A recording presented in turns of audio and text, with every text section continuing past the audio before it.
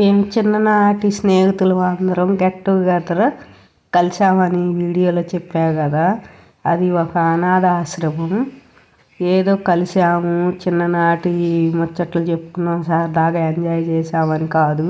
మా చేతుల మీదుగా అక్కడున్న అనాథ పిల్లలకి, చిన్నపిల్లలందరికీ భోజనం ఒకరోజు మన వంతు వాళ్ళకి పొట్ట నిండా వాళ్ళకి నచ్చినవి ఫుడ్ అరేంజ్ చేశారు.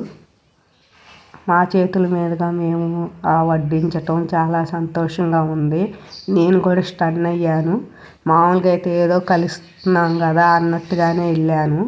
అక్కడికి వెళ్ళిన తర్వాత లంచ్ టయానికి వాళ్ళందరికీ ఇట్లా భోజనం వడ్డించటం, వాళ్ళు సంతోషంగా తినటం, అదంతా చాలా సరదాగా ఉంది. అందరి దగ్గరికి మేము వెళ్ళి ఏం చదువుతున్నారు ఏంటి అని అడిగాను. అడిగి బాగా చదువుకోండమ్మా, బాగా చదువుకోవాలని వాళ్ళకి కొంచెం చెప్పాము. చెప్పి మా చేతుల మీదుగా ఇట్లా వాళ్ళకి భోజనం అది వడ్డించాము. అందరం 1 by 1 కొంతమంది పిల్లలకి కొంతమంది పెట్టడం, తర్వాత మళ్ళీ మారి ఇంకొకరు పెట్టడం అలా చేసాము. పిల్లలందరూ ఫుడ్ని బాగా ఎంజాయ్ చేశారు.